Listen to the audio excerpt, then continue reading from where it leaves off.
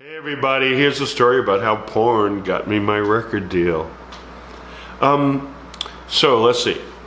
I was 21 or 22 years old, and my friend Gary Moody was editor of some like sleaze men's magazine, but not men like Play, like Hustler. It was the gay version. It was like not Play Guy or Mandate or Honcho or one of these magazines where there was instead of a nude girl in the center, there'd be a nude guy for the boys.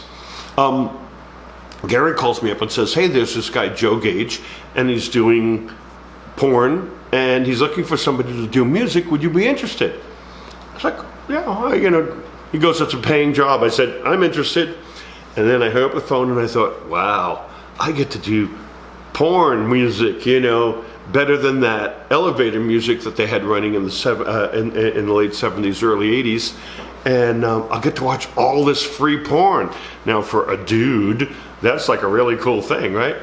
So I met with with Joe, and he said, well, I've got a movie. It's called Heatstroke, and I need a title song that runs 7-12 minutes. I need a 2-minute piece of music, a 5-minute. He goes, are you writing all this down? Oh, okay. Pen and paper. 12-minute, 2-minute, 5-minute, 7-minute, 10-minute, blah, blah, blah. 6 or 7 pieces. And he said, there's a budget, and he says, I can give you $1,000. And I thought, a whole $1,000? Wow, I'm going to be so rich, because in those days you made $100 to do something or $200 to do something. So this was like 10 jobs all at once. And I thought, yes, okay, great. So I said, well, do I see what I'm doing? He goes, no, I just need the music.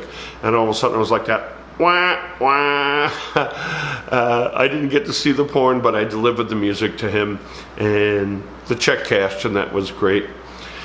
So in those days, porn was released on, I don't even know if DVDs were happening yet. Maybe at the very beginning, but most of it was VHS tapes. So you had to go to a porn store. It wasn't like Pornhub now, kids.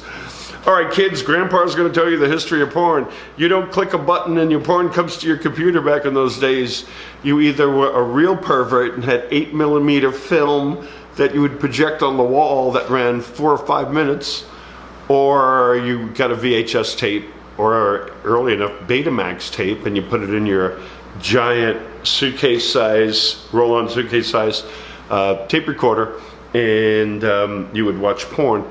Not that I ever watched it or had a porn collection on VHS tape, but you get the idea. So somebody calls me and says, hey, they're playing your song at the Anvil. Now, the Anvil was a place in New York City on the corner of 14th Street and the West Side Highway. It was a triangular-shaped building. Upstairs was a hooker hotel where they would rent rooms at 3-hour intervals. You'd get fresh sheets, a fresh towel, and a bar of soap to wash off the nasty when you checked in. They actually folded the stuff, handed you your sheets, your towel, the bar of soap, and a key for your $10 for 3 hours, and it was hooker central. But in the ground floor of that, and the basement, was a bar called the Anvil. And how this place, I'll tell you, it was a fire trap, all made out of wood. There was sawdust on the floor, and we used to smoke and put the cigarettes out on the sawdust. I don't know how. There was a fire-breathing, bald drag queen called Uba, and there was a guy, Toby, who used to do butt shows. This is classy stuff, folks. This is real classy stuff. He would put dildos in his butt and shoot them across the room over the crowd, and it would hit the back wall, and everybody would applaud. I mean, this is some sick stuff, right? Not that I ever went there. And in the basement, there was a giant back room or sex room where everybody just go down. There was pitch black. You couldn't see your hand in front of your face, and you feel around until you felt something you liked, and you would do your business and come back up and dance to the music. The Anvil opened at, I want to say midnight, didn't get busy till 4 in the morning, and stayed open until noon. And a lot of these guys had like chaps on with their asses hanging out and vests, and that was the meatpacking district, so there were all these sides of beef hanging, and these guys with the white butcher coats on and the hard hats cutting off sides of beef, while these queens are dragging some slave with a collar and a dog collar and chain. I mean, this was New York at its finest. It was so twisted. So they said, you're playing your song there. And I lived right on the corner of 14th and 9th, right across the street from the where the Apple store is now. And they're playing your song at the Anvil. I said, what song? They said, Heat Stroke. I said, I didn't release Heat Stroke. Here we go again. If you watch the Man to Man video, here we go again. So I went out to some club. I think I probably went out to dance at Cheery. No, it would have been, where did I go? I went out to some club, and instead of going home on 14th and 9th, I went one block down to 14th and 10th of the West Side Highway where the Anvil was, paid my $10, went inside, and I'm standing with my back against the wall. The DJ booth was above, a little staircase that went up, and I'm listening to the music. Music was pretty cool. DJ Lance Weiss was playing, and on came the fire-breathing drag queen and the guy doing the butt show, and Felipe, the Indian from the Village People, used to dance on that bar. They had dancers on the bar. Used to dance on that bar with his headdress on. So on comes my song, and I'm like, holy crap! I go up to the DJ booth and I look over and I see the record playing. I said, excuse me, and the DJ goes, sorry, no requests. I said, I'm not making a request. I said, you know, that's my song. And I think he said, you know, that's nice music. He goes, yeah, it's a really good track. I said, that's my song. And he said, you did that? And I said, yeah, where did you get that from? He goes, well, I made an acetate. Now, in those days, acetate was, it was kind of like a piece of soft vinyl, like almost like not linoleum, but it's a piece of soft plastic that you can cut grooves into. It was like test pressing. That's what test pressings were. And there was a couple places in New York that would make these acetates out of any cassette tape that you gave him. And he made an acetate and was playing it until you'd probably get 30 plays before it was unplayable. And I said, where'd you get that? And he said, well, I got it off the porn movie soundtrack, Heat Stroke. And I said, I did that soundtrack. He goes, you're kidding me. I said, no. He goes, yeah, I got off that, made an acetate, and that's what you're hearing. I said, well, wow, thanks. He goes, wait a minute. There's a DJ editing service called Disconet, and the guy Mike Wilkinson wants to know who put this out because they would like to release this. They were going to release it on Disconet as a DJ edit. I said, oh, cool. He says, well, why don't you come up with me to the record label tomorrow? I got to go up there anyway, and I'll introduce you to Mike. So I go up to the record label the next day. We meet up. I called Lance. Hey, you know, we jumped in a cab. That was a rare thing in those days. We went up to 39th Street and 3rd Avenue into this big, like, was it Madison Avenue, 3rd Avenue? This big building. And we get up to the whatever floor, and it says, you know, Smith, Jones, Appleby, and Wilkinson. And I thought, wow, this looks like is an ad agency or an accounting firm. And we walk in, tells the secretary that, you know, for Mike Wilkinson. So, and she goes down the hallway to the left. You know where to find him. And we walk through this corporate office, and you know, secretary's typing away and all that kind of stuff. And we go down this hallway, and he opens the door to a broom closet, and Mike's sitting there at this desk. I didn't meet him yet. Sitting at this desk, kind of taking records and stuffing them into manila envelopes and folding them. And there's a pile on his desk, and he's doing all this work. And you know, hey Mike, I want you to meet Man Parrish. He goes, oh, who's that? He goes, that's the guy who did the Heat Stroke. He goes, hey buddy, they call me Captain Mike. I fly a plane. Captain Mike, how you doing? I said, hey Captain Mike. He goes, you got some really good stuff here. And I said, yeah. He goes, we'd like to put it out on Disconet as an edit. And he goes, do you do any other music? And I said, well, actually I do. He said, here's my buddy Raul Rodriguez, who was this kid that he hired that would help him edit these things. And he said, why don't I send Raul to your house? We'll listen to some of your music, and maybe we could put out some more stuff. And I said, okay. Raul came over the next day. I played him a whole bunch of stuff. Hip Hop Bebop was a very early, it was supposed to be an experimental track, right? So it wasn't what you heard finished, because it was just an instrumental music track with some beats and a bass line, and you know, it was 8 tracks of just experimental I was an artist and experimenting with sound, and Man-Made and a couple of other songs. So 2 days later, this happened so fast. Why don't you come back up to the office? Let's talk to Captain Mike. Hey Mike, hey Manny, we listened to your tracks. It's really good. We're thinking, well, forget about this. Why don't we put out a record for you, a single? And he said, better yet, what about an album? And I said, yeah, okay. He goes, hold on. Opens up his drawer, pulls out a 2-page contract or something like that. And of course the contract was, your firstborn, your grandmother's furniture, we owe everything, you get nothing, no advance. Usually when you do a record deal, they give you some money up front, either to live on or as a show you that they're for real. Here's a little money to show that we're not just taking your music, none of that kind of stuff. And I remember looking down at the piece of paper going, shouldn't I get a lawyer? Oh, and I'm 21, 22 years old. I've never even been in a corporate office building, and here's somebody who has a record label offering to put my music out. And I thought, okay, that's cool. You know, if I sell 20 records, maybe I'll make some money. But I wasn't even thinking about that. I was a kid, a wide-eyed, dumb kid who knew nothing about the music business, but I was going to have a record out. I thought, okay, cool.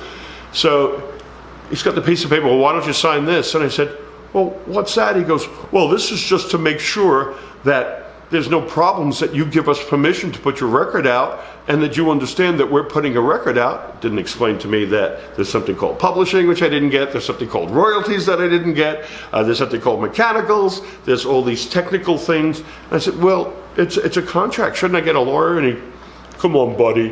Do you think I would really screw you? Oh, come on, I mean, I just want to put your record out, no big deal. Well, he saw something in the music that I didn't know about. So I hesitated. He goes, well, I'll tell you what. Takes the piece of paper. If you don't want to sign this, that's fine with me. I'll put it right back in my drawer, and we can forget about everything. And of course, as a kid, I was like, oh, okay, all right, yeah, sure, I'll sign it. You know, what could that possibly mean? It's just a signature. It's just a signature. So I signed the thing. We, congratulations, so on and so on. So we wound up putting Heatstroke out on Disconet as a DJ service. It went out to all the DJs. It was included. It got a lot of play. And then they decided a couple of weeks later to move forward. Let's put together this whole album, which we did at Vanguard Studios. I'll do a whole thing about that. That obviously fell apart, and I'll do a whole thing about that. I realized I wasn't getting paid. So I basically said, you know what, I'm done with you. That's it, I'm walking away from the situation. I was the goose that laid the golden egg. Mike Wilkinson went from that small little broom closet to a large company that wound up hiring several people. Mike bought a house in the country. He bought a Porsche with a hand-carved dashboard, and he bought a new plane. And I didn't know any of this. All I knew is the records all over the radio and all over the, you know, all over the place, all over charts. And when I walked away from the record deal, Mike realized that I was gone, and this little goose that was laying golden eggs is not around anymore. So he had Raul. I wouldn't talk to Michael on the phone. I'd hang up. He wound up asking Raul, tell Manny we want to go for a ride. You know, I want to talk to him. So he pulls up in the Porsche that I paid for, and Raul's in the back seat, and Mike's in the driver's, and I'm there, and I'm like, what do you want? He goes, come on, buddy, let's go for lunch. And I said, where would we go for lunch? He goes, well, let's go someplace out of the city. So he takes me to him, me, and Raul, takes us to Teterboro Airport in New Jersey. We get in this plane. I didn't realize yet that I had paid for it. And we go out to Martha's Vineyard, and come on, Manny, you know, give me a break. You know, it's not as easy as you think. Record companies get all this money, and then they have to pay for pressings, and it's some people we have to chase after, blah, blah, blah, blah, blah, blah, blah, blah, blah, blah, blah, blah. And I was real uncomfortable. I didn't agree to anything. We had lunch, and Raul leaned over to me and he said, I think Mike paid for the plane off of your money. And I lost it. I was a gentleman. I was brought up properly. I shut down. Come on, all right, let's go back. And when we went back on the plane, I sat up front and Mike said, hey, this is a beautiful view. I said, how old is this plane? He goes, oh, I just got it a couple of weeks ago. And I realized what Raul told me was true, because the money had come in from all the licensing of Hip Hop Bebop, which went around the world, and Michael used that money to buy a plane. So I shut down, I looked out the window this way, and Michael's over there, and he goes, what's wrong? And I don't feel good, which I didn't. And I just took the rest of the flight back to New York, and we got in the car, did the same thing, and took me back to my apartment, dropped me off. He goes, well, buddy. And I said, I'm not your effing buddy. I don't ever want to speak to you again. Enjoy your new toys. You screwed me. And I slammed the door, and this is the last time I saw Michael until a year later, the record company called me. Michael had gotten sick. He did a lot of drugs, coke, MDA, and he was one of the first people to get AIDS. And Michael got sick, went into a hospital, escaped the hospital, took his American Express card, and I don't know how they let him on the plane in a hospital gown with a band around him, but got on a plane, went to Houston, Texas, and was going to the ATM machine, drawing out $1,000 a day because he had dementia from AIDS, and wandering the streets, giving out money to everybody on the street. And the record company called me, Patty, and she said, Michael's in Houston, he's got dementia, he's wandering the streets, and we can't get anybody to get through to him. All he does is talk about you. Could you go to Houston and bring him home so he could die in peace? Now, here I am in a situation where this guy who basically put me on welfare and food stamps, do I turn around and say, go screw yourself? Now, a lot of people at this point will be probably saying, yeah. But I kind of grew up a little differently. Here's somebody who's sick and in need, and yes, I did. And I know people go, oh, you didn't. Yes, I did. I got on a plane, I went to Houston, and he was skinny and frail, like 100 pounds, emaciated, looked like he had cancer. And I got him, I said, hey, Mike. Hey, Manny, hey, buddy, how you doing? I'm so glad. I'm not sure. I can't find my way home. I said, don't worry, Mike. Captain Mike, I'll take you home. And I called an ambulance, and the police came, and I said, he's got dementia, he's wandering the streets giving out money, and can the ambulance just see that he's okay to fly? And they checked him out and took him to the hospital, and a couple hours later they released him, he's okay to fly. And we went straight to the airport. The record company put us in first class, and I remember the stewardess leaned over because he had an IV bottle, and he was obviously, very sick and pale. I got him something very frail, and she leaned over. She says, "Oh, talk to me." She goes, "I really feel sad for you that your father's dying. My dad died too. He's in his end stages." And at that point, I just turned my head away like this, and I broke down crying because I realized Michael was going to die, and here I am, somebody who screwed me over, but it's yet a human being who's going to die. So, got him back. And when I brought him back from the airport, we jumped in a cab.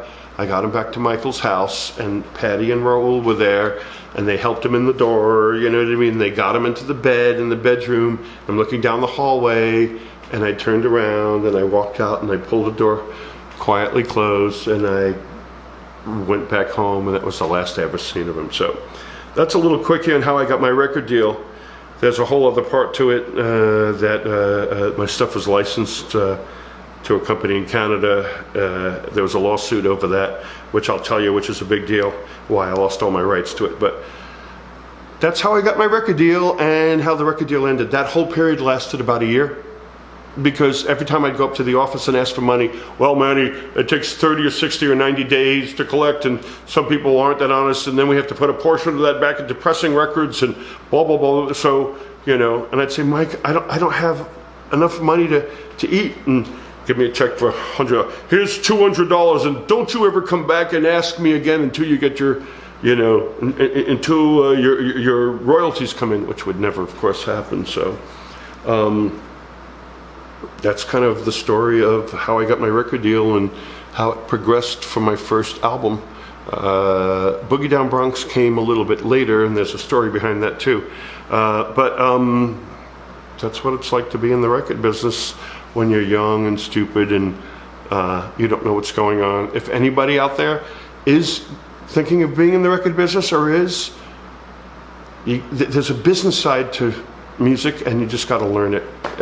You could be an artist and creative, and unless you're working with somebody you totally trust, you got to learn the business of music. In fact, there's a great book called This Business of Music, and it shows you sample contracts and what you're owed to as an artist. So please take care of yourself.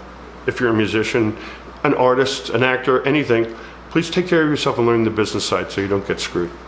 All right, thanks. There's a bunch more coming out. A lot of other stories, a lot of fun stuff. I'm so glad you guys are following along. If this is your first, I have a whole bunch of other stories in there with lots more to come. Please subscribe, it helps the channel. Thank you, thank you, thank you for listening. Thank you so much. Bye.